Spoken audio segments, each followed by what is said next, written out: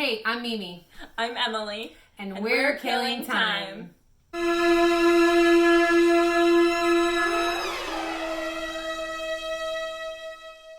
It's a show about true friends.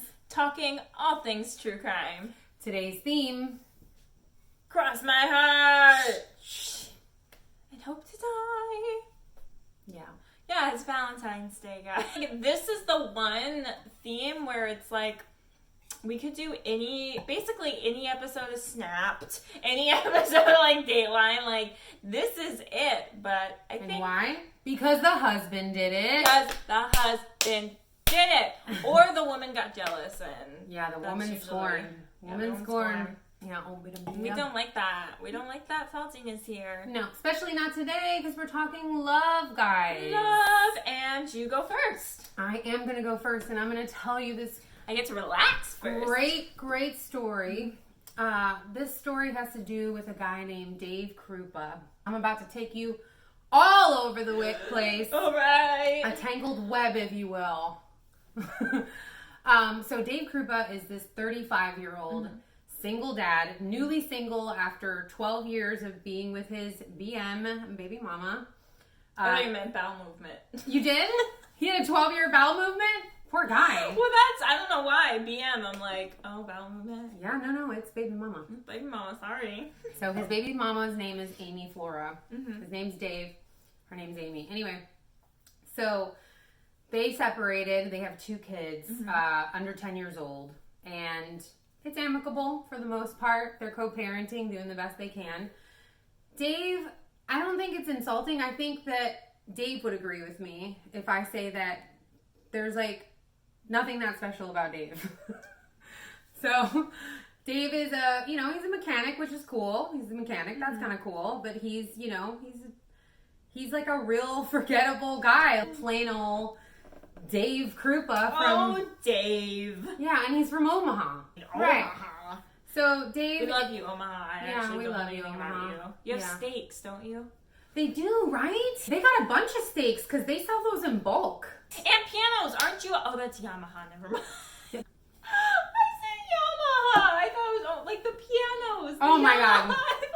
No, not the same place. You know what? We're drunk on love.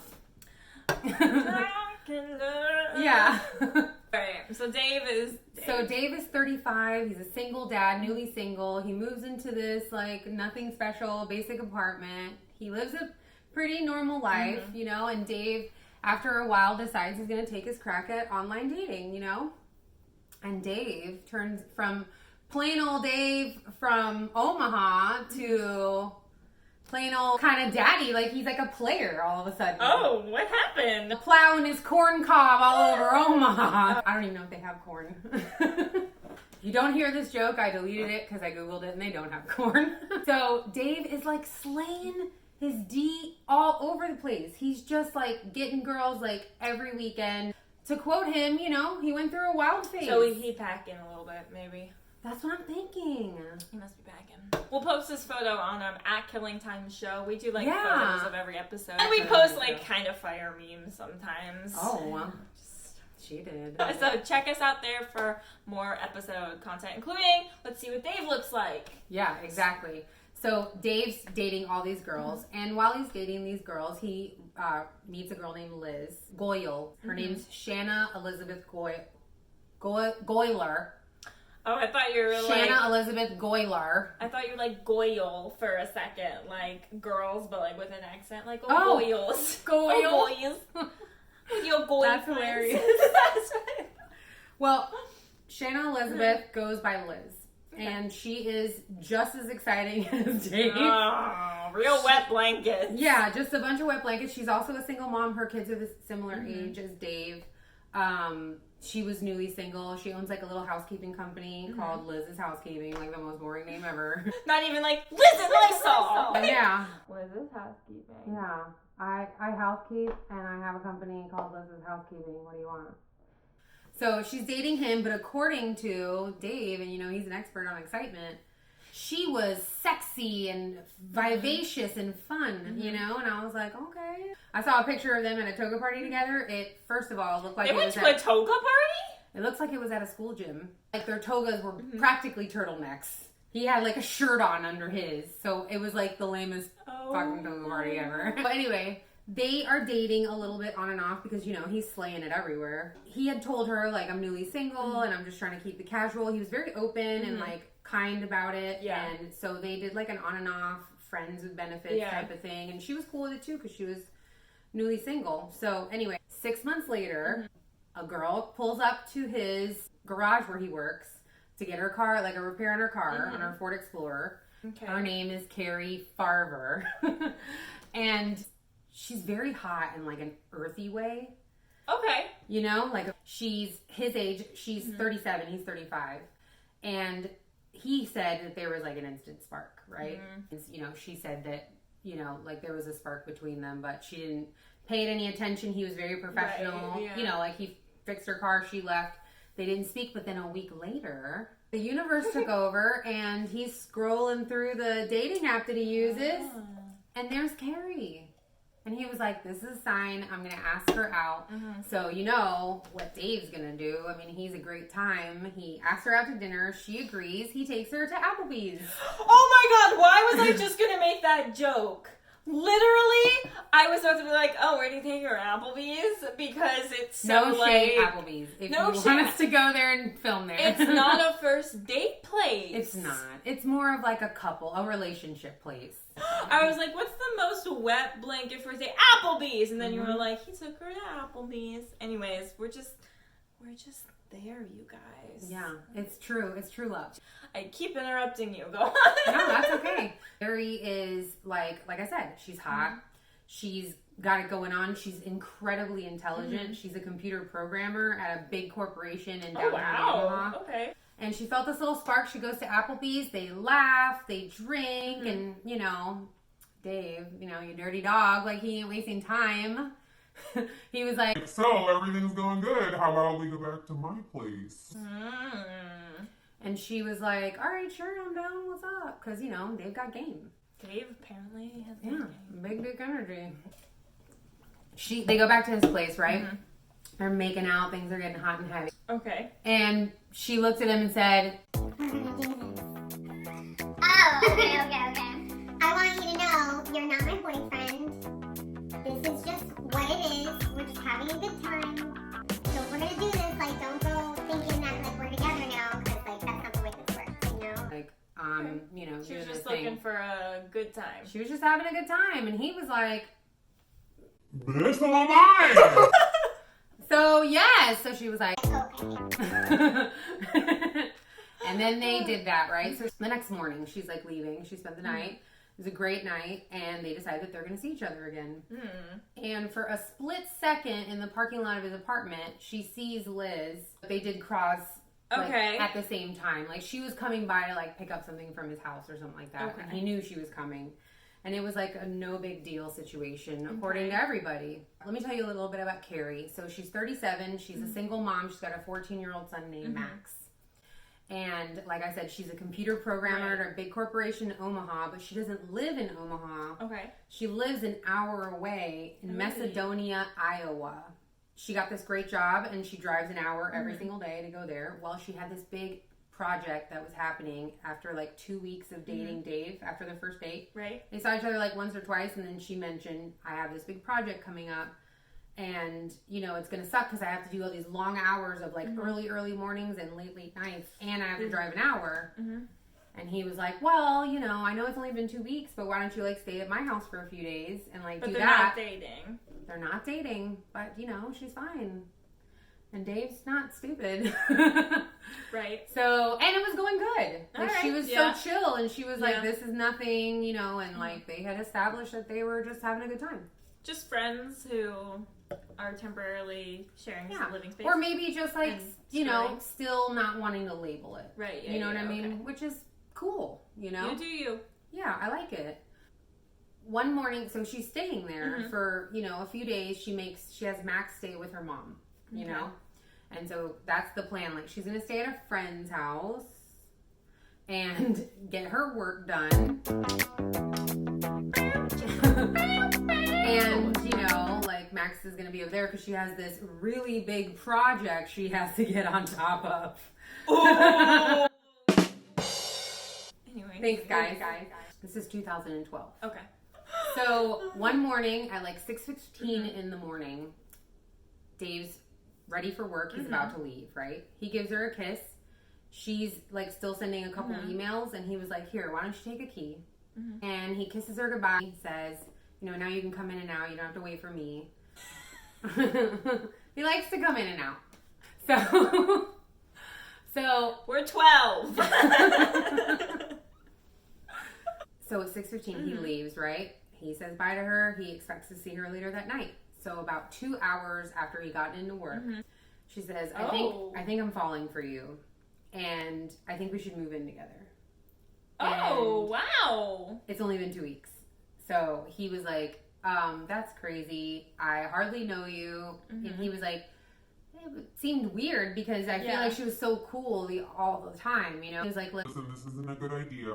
We hardly know each other. Like, I'm down to keep getting to know each other and see where this is going, but we can't move in together. Like, that's just not the way to go. Like, totally healthy and reasonable. And she replied back, fine, it's over. I'm seeing someone else anyway. And, she crazy. Okay. And she cussed him out and said, it's over, Okay. He didn't respond, right? And so, like, an hour later, she sends something like, you ruined my life, like, how... And he was like, you know what? She cray. She's got to work. It sounds like she needs to work on herself. Well, he said, you're right, it is over, because he was like, what the hell? Like, this is crazy. This was not who I talked to yesterday. Well, she texts her mom at the same time and says, I'm taking a job in Kansas. And she was like, what? You're taking a job in Kansas? Like, what are you talking about? And then she talked to Max about it. And Max is 14. And he was like, actually, I did see her, like, looking up jobs in Kansas. Okay. So he's like, I just didn't think she was that serious, And so she's like, well, call me. Max is the son? Yeah.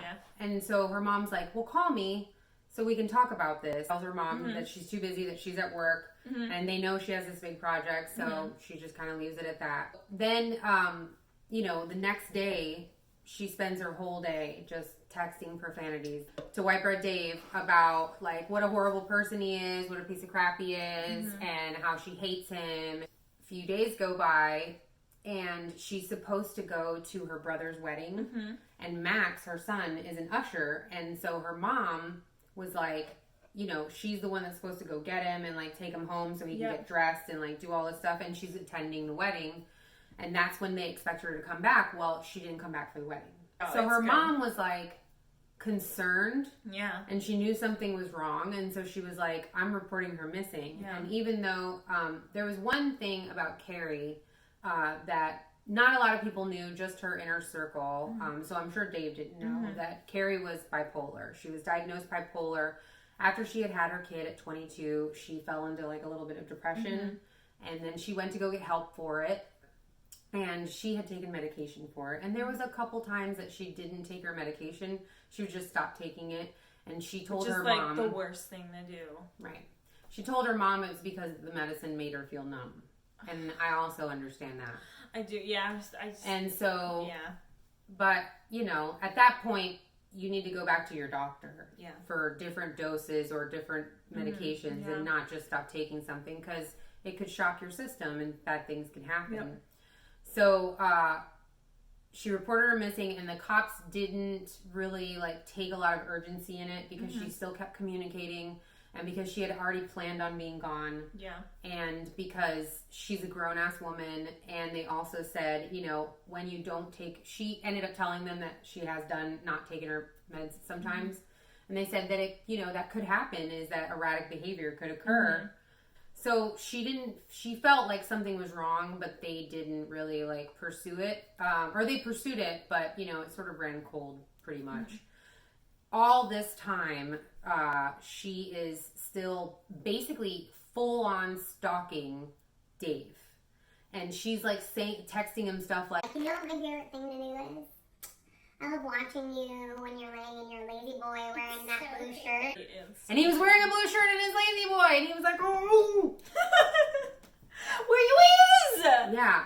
So she's not only stalking him, she's going on Facebook and like anybody that like when he posts something, anybody likes something or comments something, like she verbally harasses them. Yeah. And then she going after Liz. And she starts texting Liz. Liz was like shocked. She was like, they only dated for like 2 weeks. But this girl's like obsessed with him, and somehow she got my information. And so like they both file like harassment charges, but like no one knows where she's at, you know? Right. So she hasn't come home yet, and she's still stalking, like full on stalking these people. And like, you know, then weeks go by and like months go by, and there was a funeral for Carrie's dad, and she didn't attend, and she was very close to her dad. Yeah. And she texts her mom that night and was like, I'm sorry I missed the funeral. And her mom was like, I need to talk to you, like, you know, you need to talk to me. And she's like, no, I'm sorry, like, this is as good as it's gonna be right now. Well, one day when Liz is driving home, she opens the garage door and someone had spray painted "Whore from Dave" on the wall of the garage. Whore from Dave. Like, whore, whore from Dave. She called the cops, filed a report because somebody had been inside her property. And she shows her phone to the cops. She's like, this girl's been stalking me. I was with my boyfriend for 2 weeks.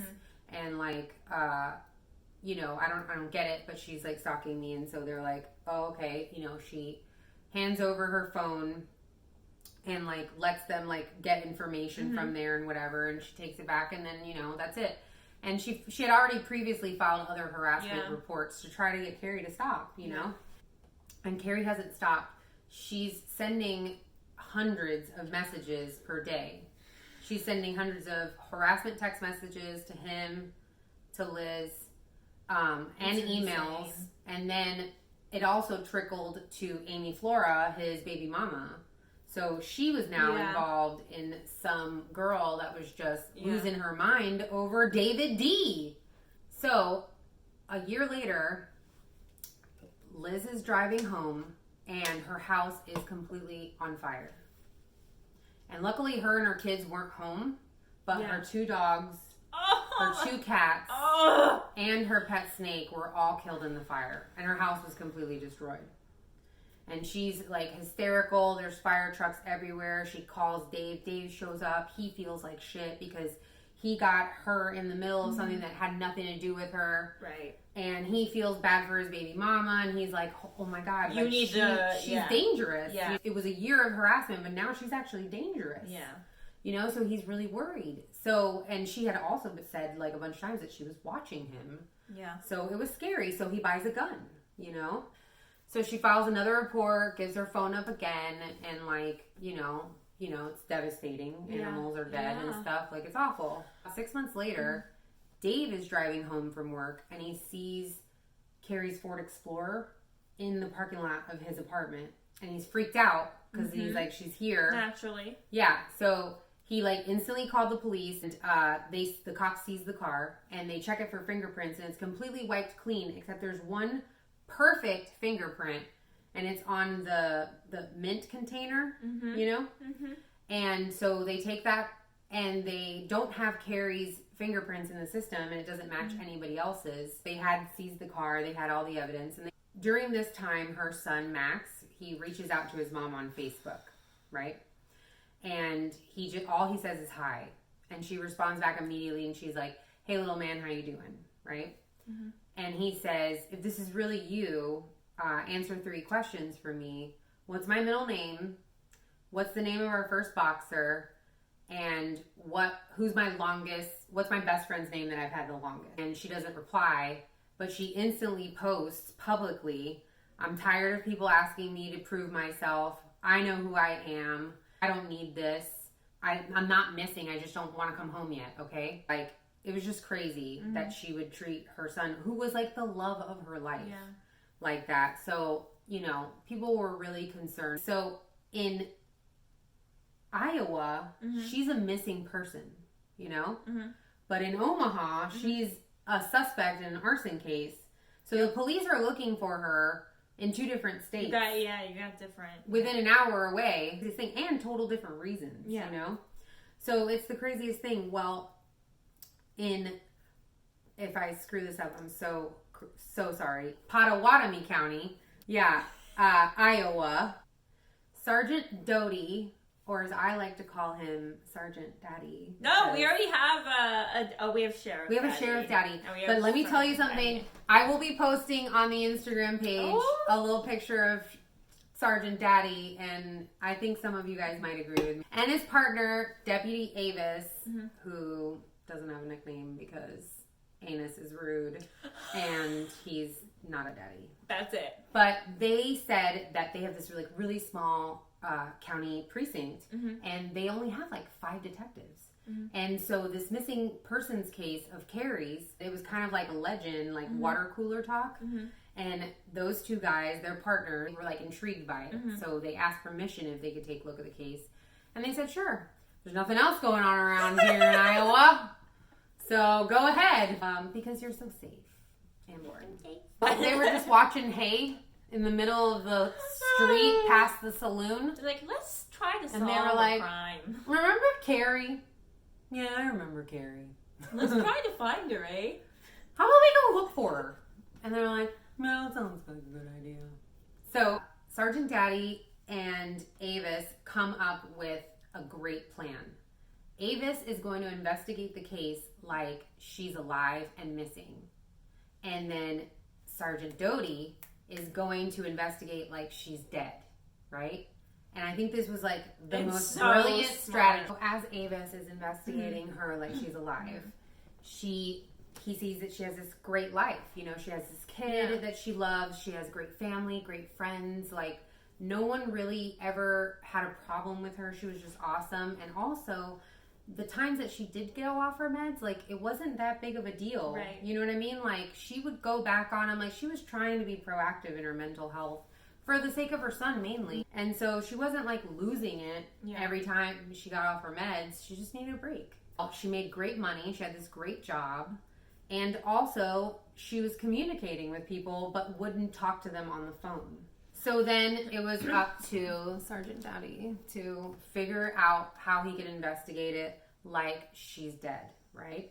Which is what her mom kept thinking all along. Yeah. You know, like her moms just know. Yeah, she was like, I just don't think that she would do this to Max. I don't think she would do this to me. You know what I mean? But people were telling me that, you know, they knew that it had to have been the meds, and I just didn't think so, you know? So all this time, she's still stalking Dave and Liz and Amy and just, like, being crazy. She even, one time, sent him a link to a fake obituary about Liz. And it had a picture of Liz, and the only thing it said on it was, I didn't really know her that well, except she was a hoe and a man stealer, so... good riddance. Whoa! Yeah. Whoa, yeah. buddy. Yeah, they were bad. One time, she texted a blurry picture of Liz, what looked like Liz, taped up in the trunk of a car and tied up, and said, if you don't tell her right now that it's over and that you hate her, I'm going to kill her. And Dave, like, immediately called Liz, and she answered, and he was like, hey, I know this sounds weird, but are you taped up in a trunk somewhere? And she was like, what? That's stupid. No, I'm not. And he was like, all right. He was like, it was blurry. It was a very blurry picture, so I didn't know. So obviously she was playing a joke on me because Liz was fine. So as they're investigating, Doty says, why did she hate Liz so much? You know, like, what was it about Liz? In all the police reports, Liz's name is all over everything. She's filed several harassment charges. She had her house burned down. She had her house vandalized. They were sitting together a bunch of times, and, like, both of their phones would be, like, lit up over and over and over and over of texts. So it was just crazy. And she got the nickname Crazy Carrie. I mean, go on, Dave. And when they talked to Dave about it, he didn't really know what it was, because he said the only time that he had ever seen them see each other was for, like, a split second. Yeah. And, like, it was so nonchalant, like, and never talked about again. So it was the weirdest thing. And, like, for years, like, this kept going on, guys, for, like, 4 years. Where Carrie had not come home, and she was stalking Liz and Dave. Okay, Liz and Dave. Over all the harassment. Like, it got them back together. But, you know... they just, they like to get around in Omaha. So, again, they kept it casual and they were on and off and whatever. So, as Sergeant Doty is investigating it like she's dead, he goes out and talks to Liz, and he just, like, asks her a few questions. He's just like, hey, you know, like, what's going on? And she's like, I don't understand. Like, this girl only knew him for 2 weeks. 2 weeks. And she has been, like, she's like, I saw her for, like, a second. She's like, I don't get it. I don't understand what the problem is. Like, why is she so crazy about him, you know?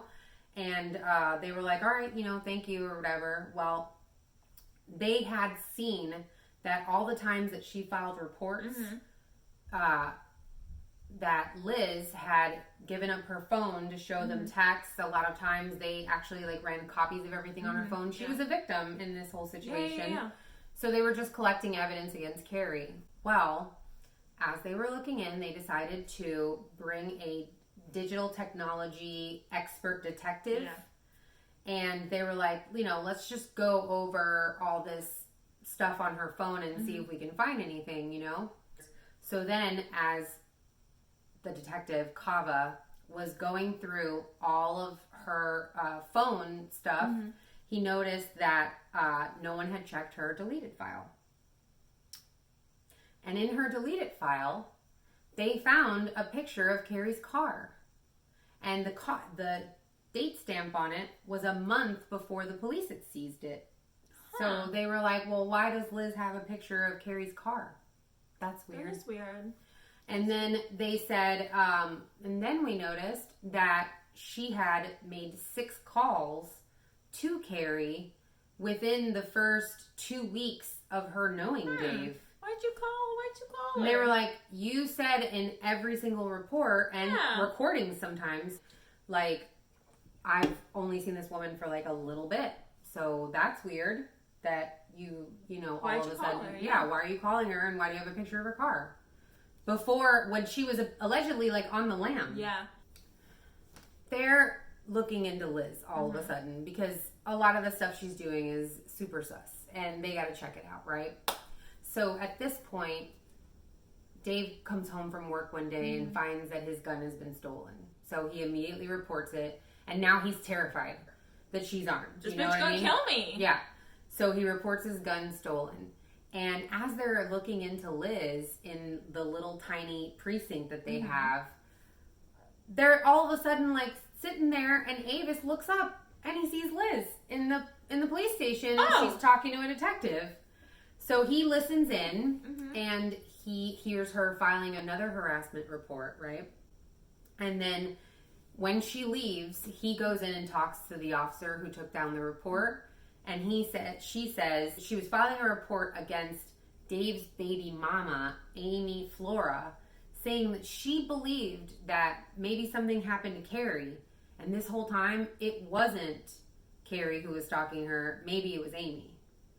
So Avis pretends like he's the cop that's going to her house to just follow up on the report and take, like, her recorded statement. He doesn't even talk to her at all about saying that he's, like, looking into her. Yeah. And you sly dog, Avis. That's why we're not calling you Anus. He goes and he interviews her, and he's just, you know, taking down her statement or whatever. And she's like, yeah, so I'm thinking, like, if this girl was only with him for 2 weeks, it doesn't make sense. Like, I've been saying that over and over. It doesn't make sense that someone that's only been with him for 2 weeks is going to be freaking out like this. And so, like, the only thing I can think of is I know that him and his ex, you know, like, they had a tumultuous situation, so maybe it's her. They didn't really, though. We don't know what Dave has told her. Yeah, that's true. You know, 'cause, you know, he's not going to go on 2020 and trash his baby mama. Yeah, right? He's Like, classier than that. Yeah, he's got to do better. He got to do better than that. So, and in that statement that she had made to Avis, she also mentioned that Dave had just recently reported his gun stolen, and Dave hadn't told her yet.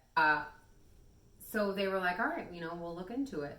And so she hands over her phone again, and they get her consent. She's signed and everything for them to look into it, and they take it back to Kava, and Kava's gonna dig his little paws into there and see what he can find. Hacker mode, or not hacker, but you know. So what Kava found that she had deleted an app where you can send text messages in advance at particular times. So she could essentially send herself messages and Dave at the same time to cover while her tracks. like sitting here, like right, side to side. That was a good move, though. It was easy thinking, like, I'll do it in front of him. Yep. And the least suspected. Then they also found a picture on her camera of herself taped up and tied up in a trunk of a car. They're kind of on to the fact that maybe Liz has something to do with Carrie. Yes, maybe. They act like they believe her, and they're taking the statement down, and they were like, if you get any texts about anything that might have happened to Carrie, or anything saying any details about what could be going on, like, you let us know, because we need to build a case against Amy. Definitely not you. Not you at all. You. I mean, I bet she was just looking into Daddy's eyes, and she wasn't even she wasn't thinking straight. She wasn't thinking straight. She was like, okay. They like a week later, she sends him a message that says that's from Amy, that says, like, I'll kill you the way I killed Carrie. So they were like, oh, so now we know Carrie is probably dead, you know? Yeah. And they were like, well, that's pretty vague. Like, we need some details, like, what happened to her? So smart. Where's her body? Like, we can't really just on her being like, yeah, I did this. Like, we need more than that. We need details that only the killer would know. She's probably just like, I have these cops right around my finger. They're so stupid. Right? So then a week later, Amy texts her and says, I stabbed her 4 times. I burned her. And then I stuffed her in a garbage bag full of crap. And got rid of her. So she was like in a dump somewhere or something like that. As they're waiting for warrants, they decided to tell Dave that they believe that Liz is the one that's doing this and that it wasn't Carrie. And he denied it, and they told him about the app that they found on her phone, and he was just like, whoa, like, nothing is what it seems. This was going on for 4 years. And do you know how many messages they had, Dave himself got? He got 15,000 messages over a 4-year span, just day after day after day of harassment. This whole entire time. She had like a full-time job of doing this, because she was also doing it to herself. Right. Yeah. So, like, and creative stuff, like the obit and the photograph. Yeah, like, she really dove into her art. She burned down her own house and killed her own animals. She killed her own animals, guys. That's another level out there. Yeah. Wow. So then all of a sudden, as they're waiting for warrants, they get a 911 call. There's been a woman who is saying, I just been shot and I'm bleeding everywhere. I'm at Big Lake Park, which is like a 200-acre park that separates Omaha and Macedonia. When they're on the phone with her, keeping her on the phone until the ambulance gets there, they were like, do you know who did it? She was like, I don't know. This woman told me to get on the ground, and then she shot me, and she's like, oh, Jesus, help me. Oh my God, I'm bleeding everywhere. They get a chopper, they have police, they have dogs, like, they scour the 200 acres, and no one can find the shooter. And it ends up being Liz. Liz gets shot in the thigh, right? She goes to the hospital, they take the bullet out, it's the same caliber gun that was stolen from Dave. Well, when she was in 911, she said she didn't see anybody, she just heard a woman's voice tell her get on the ground and shot. But by the time she gets in the hospital, she had remembered that she has eyes in the back of her head, and it was actually Amy Flora, her boyfriend's baby mama. Oh my God. Who had shot her. And y'all need to go get her, right? So, at this point, they already know it's Liz.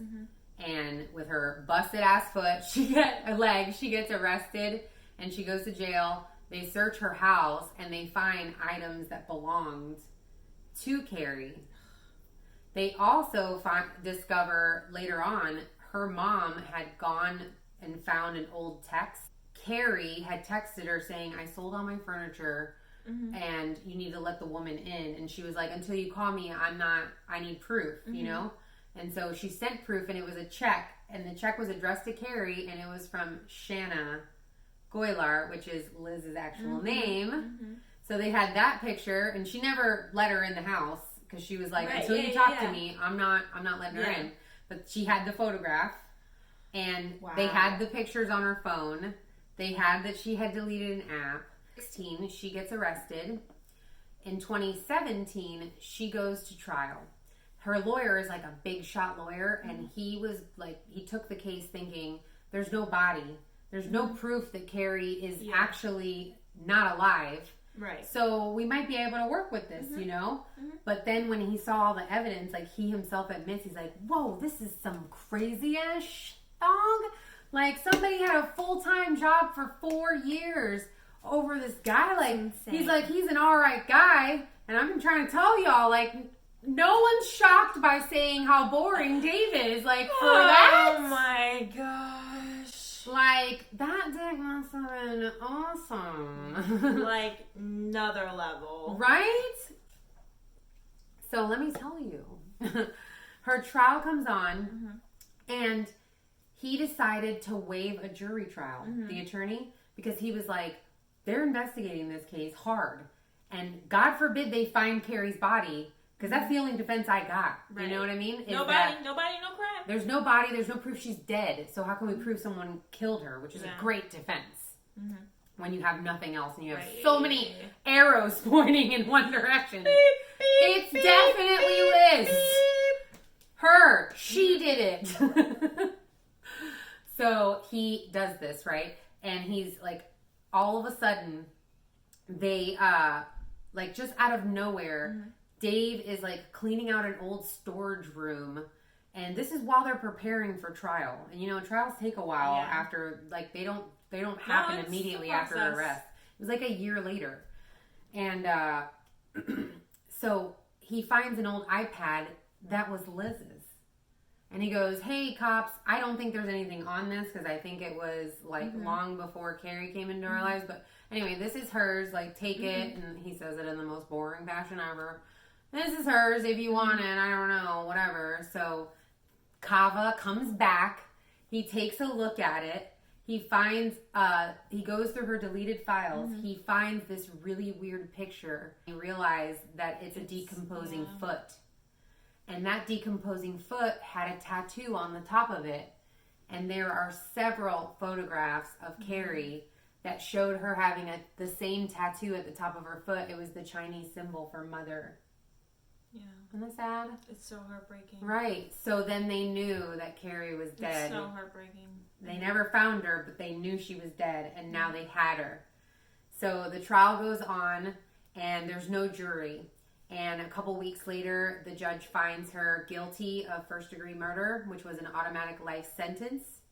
Her attorney actually said that she was one of the most terrifying and cold-blooded, emotionless people he'd ever seen in his life. She doesn't speak to media, but she did speak to the writer of her book, or the writer who wrote a book about the story called A Tangled Web. That was earlier when I dropped that little Easter egg. He made the reference. So, A Tangled Web. And she spoke to her one time and said, I am completely innocent and I will not stop fighting until I am free again. So, that's the story of Liz Goylar. You told that so well. Thank you. So well. Well, I'll be honest with you, that was a mouthful, which, you know, Dave would understand how, you know, when I'm tired mouth. He's heard that a lot. He's heard that a lot. Yeah, he sure has. Or we could say that's not the only thing about Dave that's long. So I'm gonna so good. So I'm gonna chill. And I want to hear all about your story. Mine is not as complicated, but it is a classic, like Romeo and Juliet almost type story. Beautiful. So I'm doing the murder of Nancy Spungan. We went back and forth on how to say that name a little bit. I think it's Spungan. But we tossed around the idea of Spungin. I I was like, oh, I could just do a YouTube video or look up clips from the movie and hear it. But I was like, no, it's Spungan. It's gotta be. So Nancy Laura Spungan was born in Philadelphia, February 27th in 1958. Her father, Frank, was a salesman. Her mother, Deborah, owned an organic food store. They come from a very nice Jewish middle-class family in, suburban Philadelphia area. Oh, I love nice. Philadelphia. Ooh, I like your cream cheese. Yeah. So, they're just a nice family. Nancy, however, had some problems. She was an extremely difficult child. Like, kids scream, but Nancy was known to scream. Like, just more than a normal baby or child. I don't know if our viewers have been around a scream like that from a child, but it literally destroys your eardrums and also your soul a little bit. Yeah. Where you're just like, I don't know. It's like, I don't know what to do. Like, you want to jump out of a window. Yeah. Yeah, it's rough. It hurts in your brain. Yeah. That sound. So that was Nancy. Very temperamental, but she was academically really smart, even as a young kid. But when she was 11 years old, her academic brightness didn't matter because she was so freaking temperamental that at 11 years old, she got kicked out of school. They were like, what's 11? You're in, like, elementary still? They're like, so nah. it's either the end of your 5th grade year or the beginning of your 6th. That's intense. That's very intense. You're Wow. very young. So she was sent You to... must be a real asshole. Yeah. For them to be like, we give up. Yeah, we're done. We're done. You're out. Yeah. We've given it all our best. You out. So she was sent to a therapeutic boarding school for children with difficulty managing issues with their emotions and their temper. And it was there that she became diagnosed with schizophrenia. Which, in the 60s still isn't, there's not a lot known on it. There's a lot of stigma about it. There's not much treatment. So they're like, well, there you go. You got schizophrenia, child. And that was pretty much it. Yeah, that's a bummer. She was really smart from there, though, and she graduated at 16 from the boarding school, and, it seemed to be doing, good for her. Oh, wow. So she started going to, I think it was University of Colorado. Yes, University of Colorado. But, like, within her first semester there, she went to buy weed from an undercover cop and was expelled from university. And I read a few reports that she was actually just, like, banned from the entire state of Colorado. I read a few reports, but, like, nothing, like, that seems a little extreme. So, like, I'm not That's really extreme. fact-checked on that. And especially for, like, the way Colorado is now. Oh, yeah. Like, come on. Man, have you guys changed. That was a big 180 there. Yeah. So, wow. like, the whole state was like, get out, Nancy. So Nancy, who was very academically smart, but super temperamental, and just a young teenager in the 60s, the end of the 60s, which was, lots of free love movement, big music scene. It was a good time. It was a good time. She packed up her life and was like, you know what? I tried to be a decent human being. Going to New York, and I'm going to be a stripper and a prostitute and a professional groupie. Wow. So that's what she did. That sounds fun. That's what she did, and that changed her life forever. Oh, wow. So we're hopping back a little bit. We're going to head over we're going to go across the pond now, and we're going to go to the UK. Yeah, and we're going to meet a man by the name of Simon John Richie, which sounds so That's the most British name I've ever it says heard. Simon John Richie. Hello. 3 first names. I don't like it. I don't like it already. That's bad news bears. Yeah. That's bad news bears. So Simon John Richie was born on May 10th, 1957 in London, England. He was mostly raised by his mother. Father was in and out of his life. Boyfriends of the mom was in and out of the life.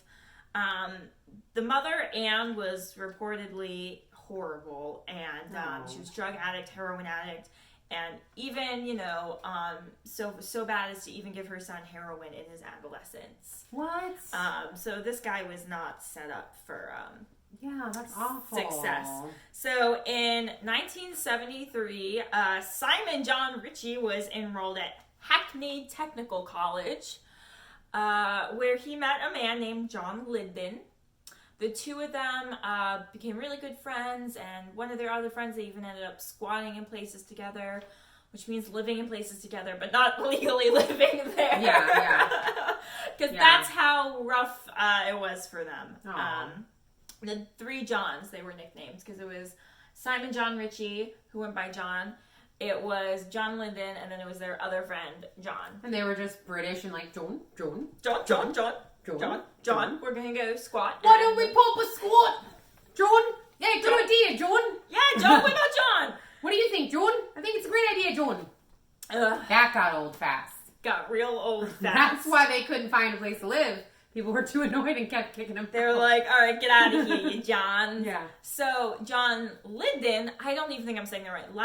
Linden, whatever. He had was it a rat or a hamster? He had a pet hamster named Sid, based off of Pink Floyd's famed Sid Barrett. And cool. That's a cool one. Yeah, I like that's pretty cool. Well, it gets even cooler from here, because all the dots are gonna come together in a second, if it haven't already.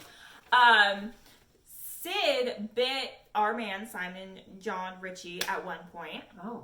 And Simon John Richie's response to this cute little hamster biting was, "Oh, Sid is really vicious." And he was like, wait a minute, I like the way that sounds. And his nickname became Sid Vicious. I like it. So now Simon John Richie is Sid Vicious. Ooh. So, I love this story. Yeah. So Linden adopted a nickname himself, Johnny Rotten.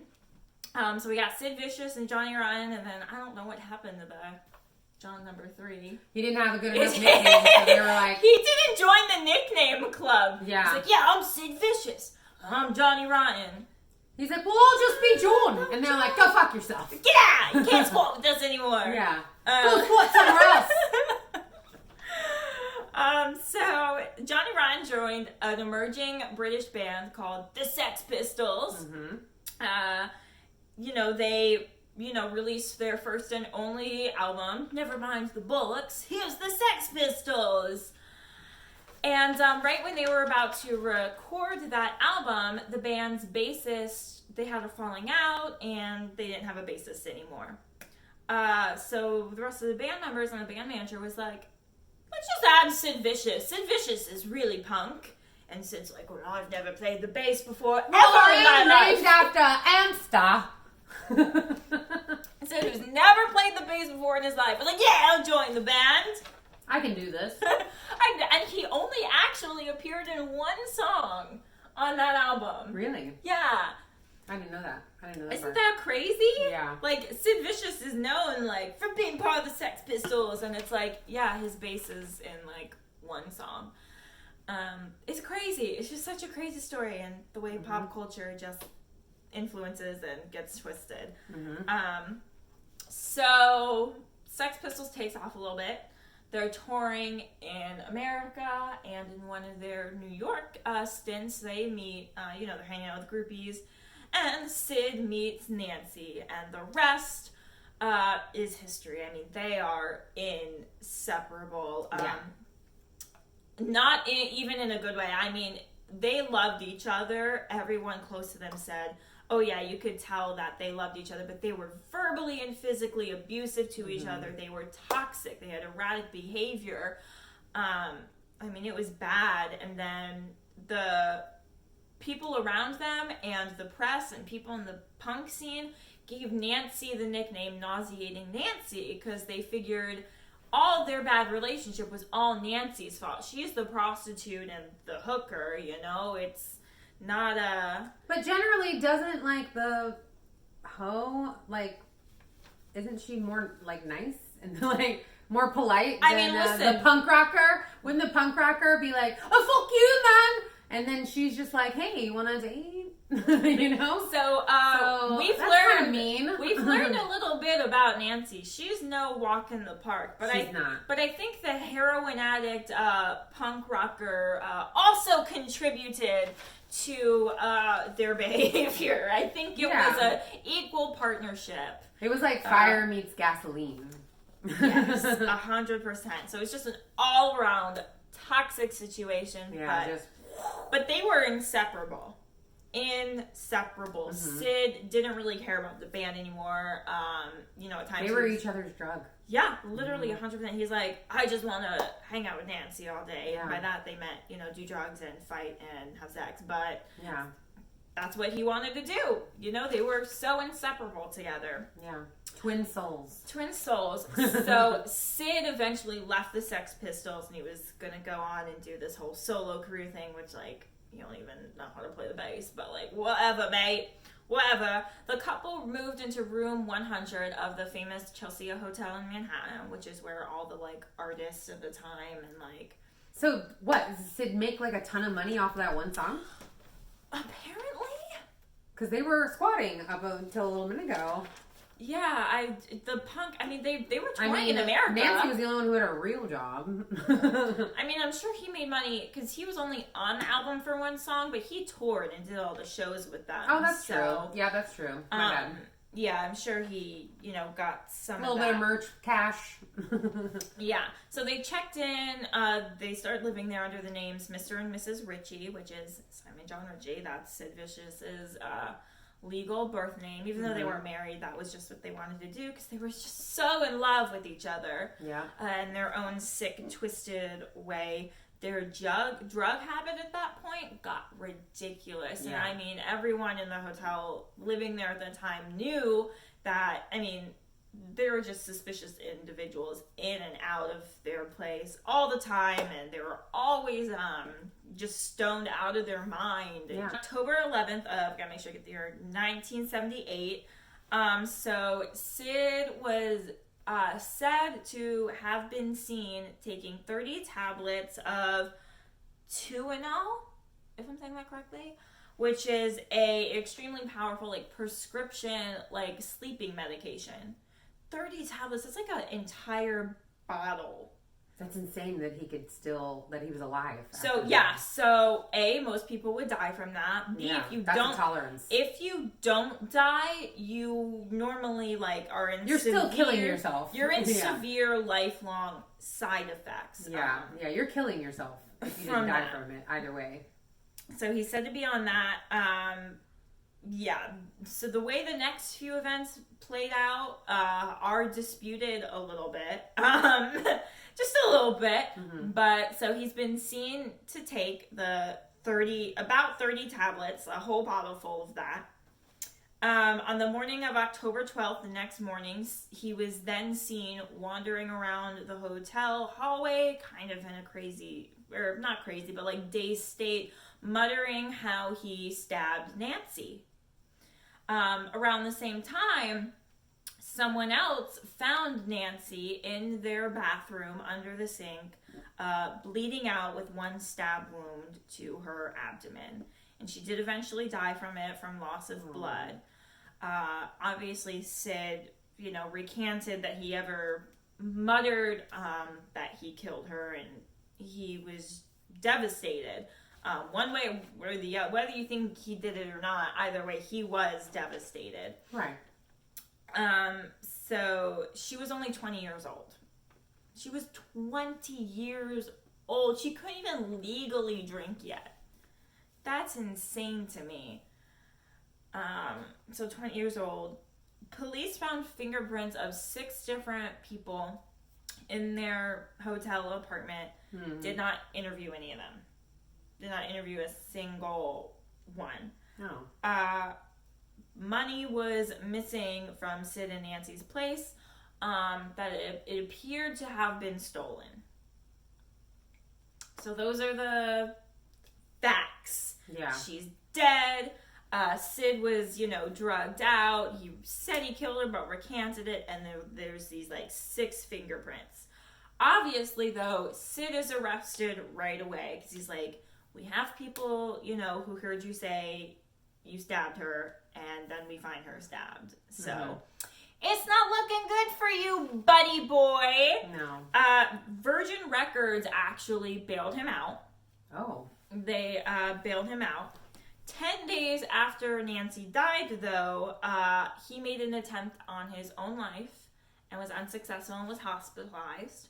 And while in the hospital, tried to make another attempt on his own life and was unsuccessful. And then after, you know, he was released from the hospital from all that, only like a few days later, he got in like a bar fight. And so his bail was revoked, and he was sent to Rikers Island for a mandatory, like, 40-day detox, which now we know is not healthy. When you have a drug problem and you're doing a rehab, you absolutely cannot just for 40 days, all of a sudden, with all of your life, you've been doing drugs. Especially with that type of tolerance level. Holy shit.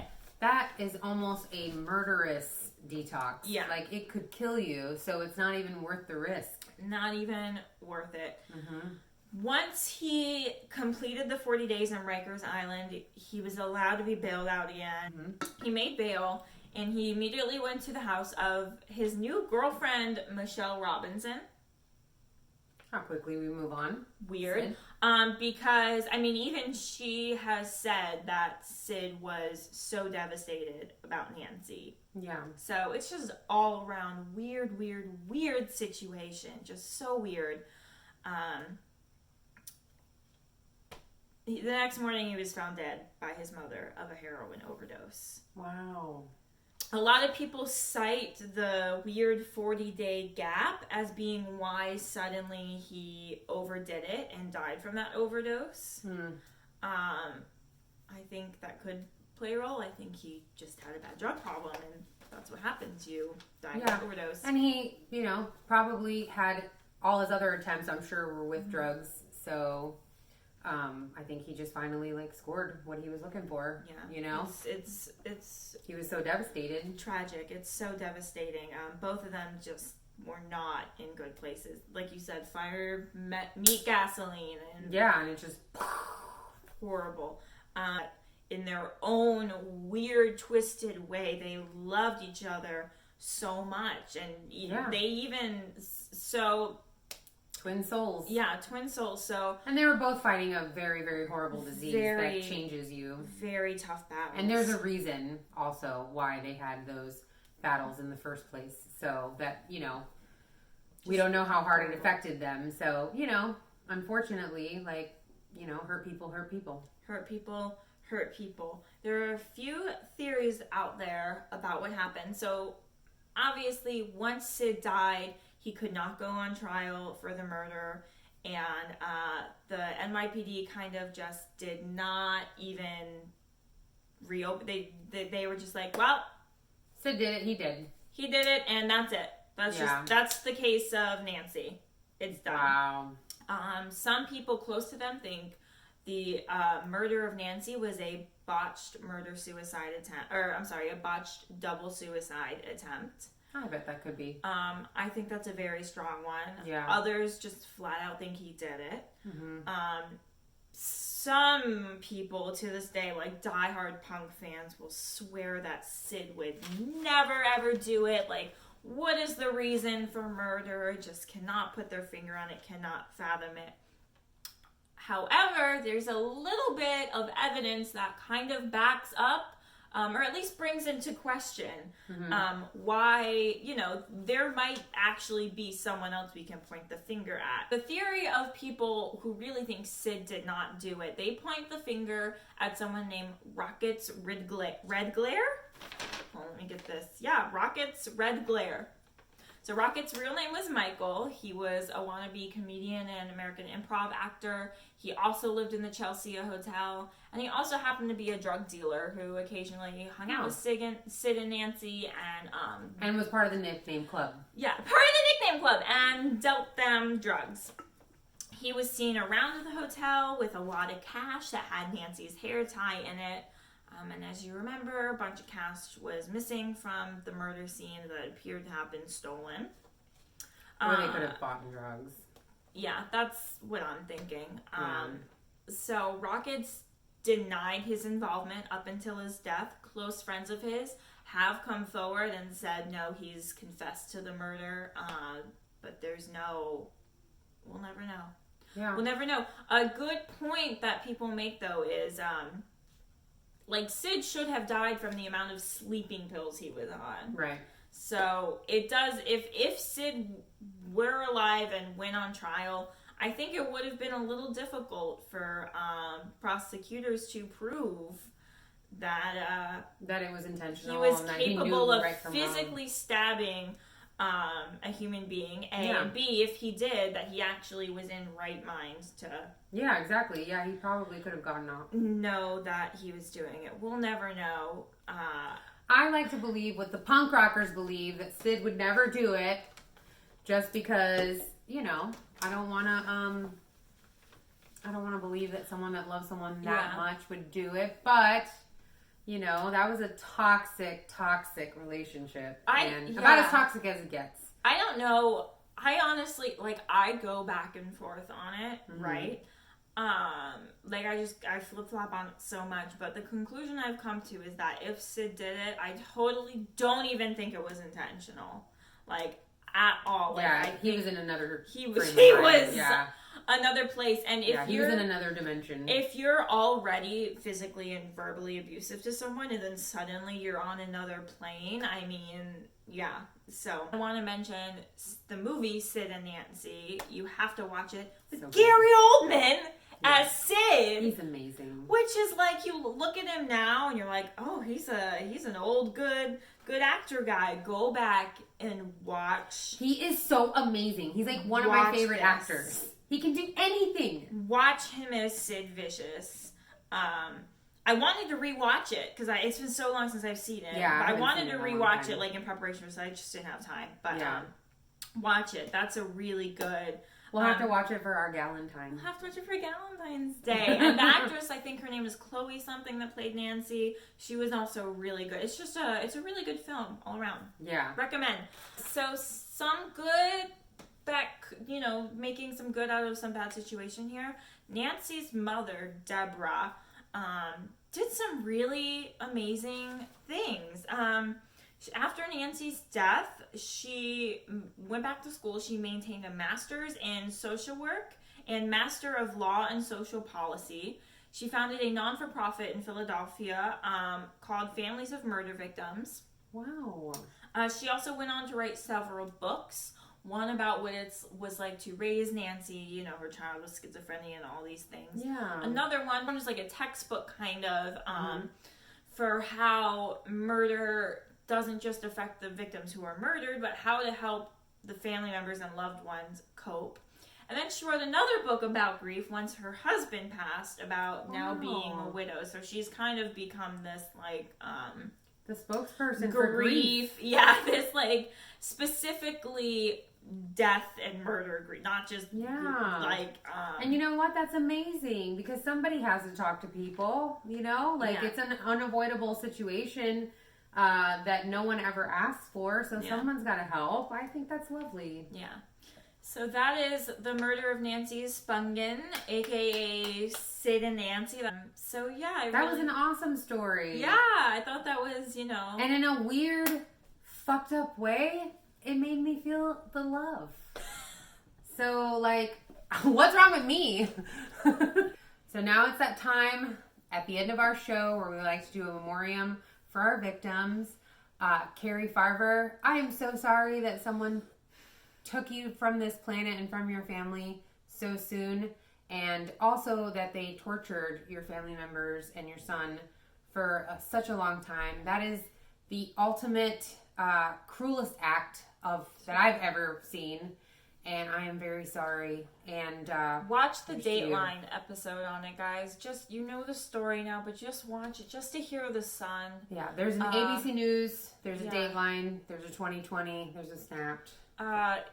To Carrie's son, I don't remember your name, Max Farver. I'm so sorry for this hell you've gone through. I'm hearing your story. So it was sad. Just heartbreaking. And to Nancy, and I guess to Sid, but really to Nancy. To Nancy. You were smart, and you had a mental illness. and you have to be held accountable for your actions, but you never should have been murdered. Your mother is doing great things to try to, give you a good name and try to help others who are dealing with similar situations. Yeah. So, cheers to you. Cheers to you guys. Cheers.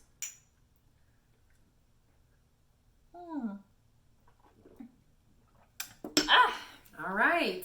That's our Valentine's Day cross our heart and hope to die special. Yeah. Please follow us at Killing Time Show on YouTube, IG, or Twitter.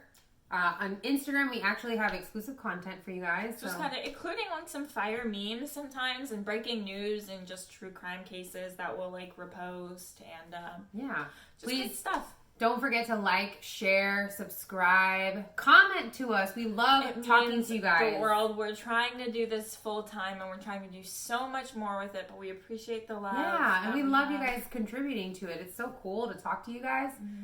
So I'm Mimi. I'm Emily. Thanks for killing time with us. Bye. Bye. Happy Valentine's. Happy Valentine. Yep.